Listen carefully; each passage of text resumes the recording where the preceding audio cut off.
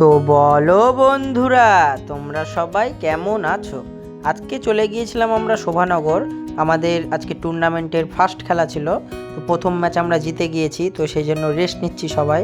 তোমরা ভিডিওটা দেখতে থাকো। गेंदबाज अशरफ अपना ओवर का तीसरा गेंद लेकर तैयार।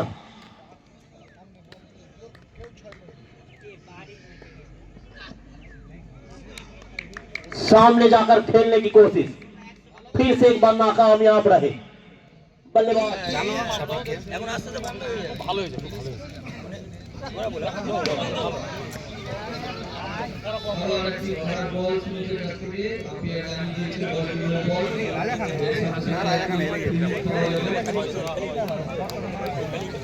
I